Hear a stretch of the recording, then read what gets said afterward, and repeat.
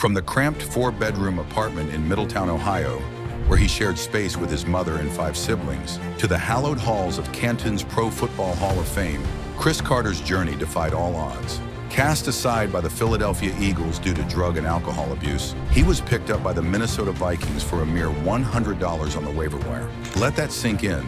One of the greatest receivers in NFL history was deemed worth less than the cost of a decent pair of football cleats. But what followed was nothing short of miraculous.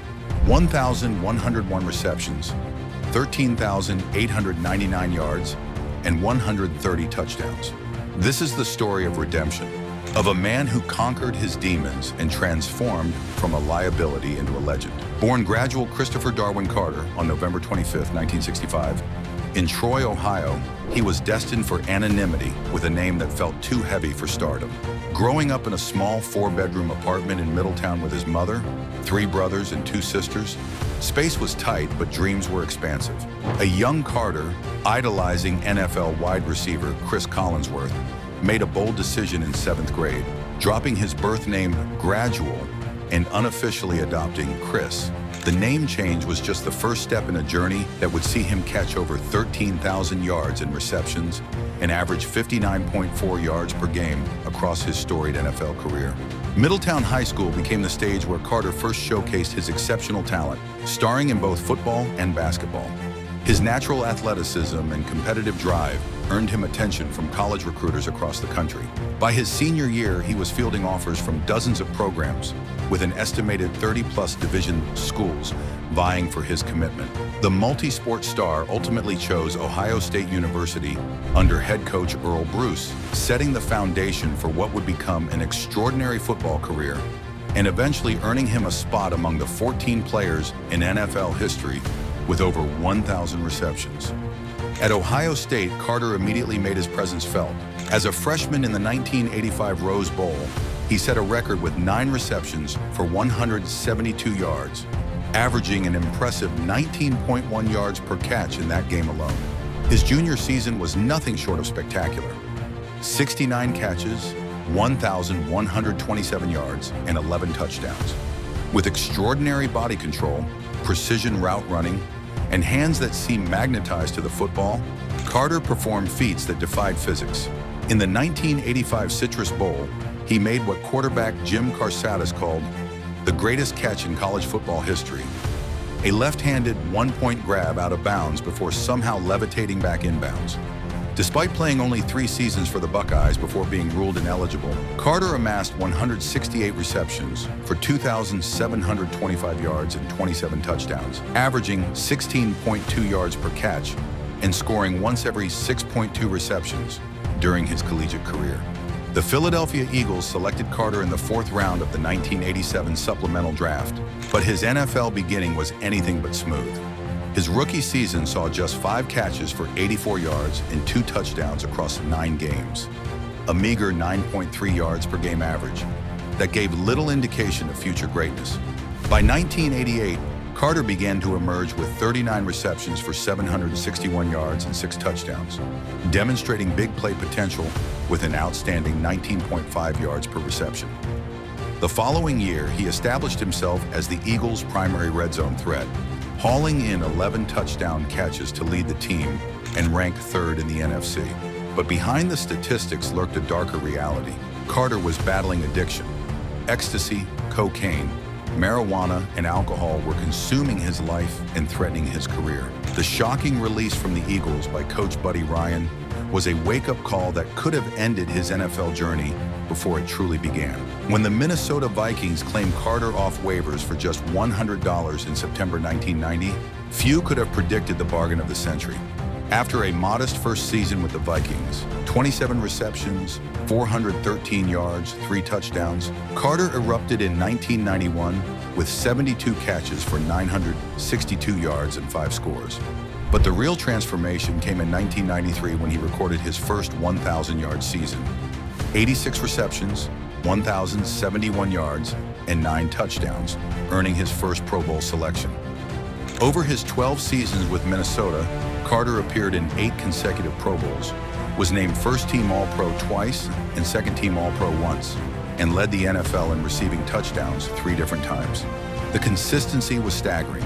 8 straight seasons with at least 78 receptions, 8 consecutive campaigns exceeding 1,000 receiving yards, and 9 years with 5 or more touchdown catches. Between 1993 and 2000, Carter averaged 97 receptions, 1,182 yards, and 11 touchdowns per season, providing reliability that quarterbacks from Jim McMahon to Warren Moon to Randall Cunningham to Daunte Culpepper relied upon. The 1998 season brought with it a new chapter in Carter's career. With rookie sensation Randy Moss joining the Vikings receiving corps, Carter found himself part of the most explosive offense the NFL had seen, a unit that scored a then-record 556 points while posting a 15-1 regular season record. Carter contributed 78 catches for 1,011 yards and 12 touchdowns, despite sharing targets with Moss. The Vikings were heavy favorites to reach the Super Bowl, demolishing the Arizona Cardinals 41-21 in the divisional round before facing the Atlanta Falcons in the NFC Championship game. As 13-point, 5-point favorites playing at home, Minnesota seemed destined for the Super Bowl until the unthinkable happened.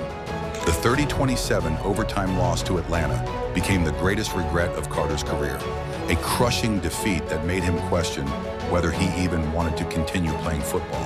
It was the closest he would ever come to the NFL's biggest stage, despite catching an estimated 42 touchdowns in playoff games and critical situations throughout his career. Following the 1999 season, where Carter again led the NFL with 13 touchdown receptions, he reached a historic milestone in 2000. On November 30th, against the Detroit Lions, he became just the second player in NFL history to record 1,000 career receptions, joining the legendary Jerry Rice in one of football's most exclusive clubs. That season, Carter tallied 96 catches for 1,274 yards and 9 touchdowns, earning his 8th consecutive Pro Bowl selection. But football's glory days are fleeting.